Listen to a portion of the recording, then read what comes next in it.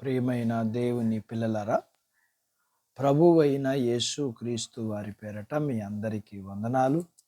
ప్రభువు పేరట మీ అందరికీ శుభములు, దీవెనలు కలుగునుగాక. ఈ ఉదయకాలం పరిశుద్ధ గ్రంథము నుండి దేవుని వాక్యాన్ని చదువుకుందాం. దినవృత్తాంతాల 2వ గ్రంథము 16వ అధ్యాయం 9వ వచనాన్ని చదువుకుందాం. తన ఎడల యథార్థ హృదయము గలవారిని బలపరుచుటకై యెహోవా కనుదృష్టి లోకం అందంతటా సంచారం చేయుచున్నది. దేవుడు తన మాటలు మన కొరకు దీవించునుగాక. ఆమేన్. ప్రియమైన దేవుని పిల్లలారా, భూమి మధ్యలో ఉన్న పాతాళమును అగాధ రూపమును దేవునికి తేటగా కనబడినప్పుడు భూమి మీద ఉన్న మనిషి హృదయం ఇంకా తేటగా కనబడుతుంది. మనిషి ఆలోచనలో కూర్చుండుట, లేచుట అన్నీ దేవుడు నిశ్చితంగా గమనిస్తూ ఉంటాడు. దేవుడు మనిషిని యథార్థంగా పుట్టించాడు.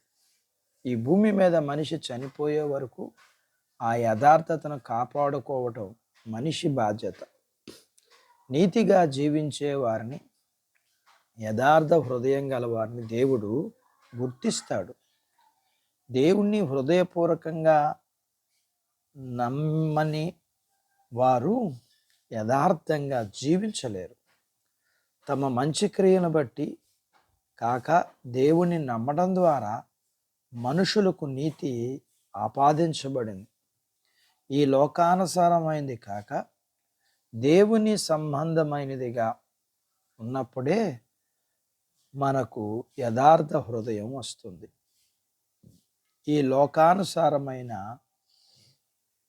నీతిని అనుసరించేవారు మనుషులు ముందు మాత్రమే నీతిగా కనపడుతుంటారు. మనుషుల మెప్పు కోసమో, వ్యాపార అభివృద్ధి కోసమో, ఇతరుల సహాయం పొందడం కోసం ఏదో ఒకటి ఆశించి నీతిగా ఉంటారే తప్ప దేవుణ్ణి నమ్మి దేవుని ద్వారా నీతిమంతులుగా అనిపించుకోరు. యోబుని చూడండి, ఎన్ని కష్టాలు ఎదురైనా తన సర్వస్వం కోల్పోయినప్పటికీ తన యథార్థతను వదలలేదు. యథార్థంగా జీవించేవాళ్ళు దేవుని బట్టి ఎన్ని కష్టాలైనా ఎదుర్కోగలరు అన్నదానికి యోబు జీవితం నిదర్శనం. పాపముతో నిండి ఉన్న ఈ భూమి మీద యథార్థంగా జీవించడం అంటే కత్తి మీద సాము లాంటిది. నీతి నిజాయితీగా జీవించే వారిని మనుషులు గుర్తించకపోగా వారు స్వార్థపరులుగా, దేవుని యందు భయభక్తులు కలిగి నటించే వారిగా వారిని ముద్ర వేస్తారు. దేవుని దృష్టిలో యథార్థంగా జీవించేవారు ఎదుర్కొనే అవమానాలను, నిందలను బట్టి వారు బలహీనపడకుండా వారిని బలపరచటానికి దేవుని కనుదృష్టి ఈ లోకమంతటా సంచారం చేస్తుంది. అలాంటి వారందరినీ కనిపెట్టడానికి దేవుడు తన దూతలను నియమిస్తాడు. దేవుడు తన మాటలు మన కొరకు దీవించునుగాక. ఆమేన్. ప్రార్థించుకుందాం. నాతో పాటు ఏకీభవించండి. మమ్ములను మిక్కిలిగా ప్రేమించిన మా ప్రియ పరలోకపు తండ్రి, మీ పరిశుద్ధ నామమును బట్టి మీకు వందనాలు. ఈ ఉదయకాలం మీ పాదాల దగ్గర మీ లేఖనాన్ని మేము నేర్చుకోవడానికి సహాయం చేశారు.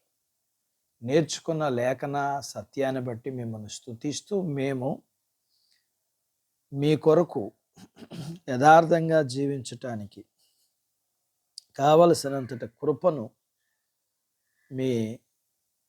మీ చేత మేము బలపరచబడి యథార్థవంతులుగా జీవించటానికి కావలసిన మీ బలాన్ని మీరు మాకిచ్చి మేము పడిపోకుండా జీవించటానికి కావలసిన మీ సహాయాన్ని అనుగ్రహించాలని మీ పాదాల యొద్ద ప్రార్థన చేస్తున్నాను. ప్రభువా, మీ పిల్లలను మీరు దీవించండి.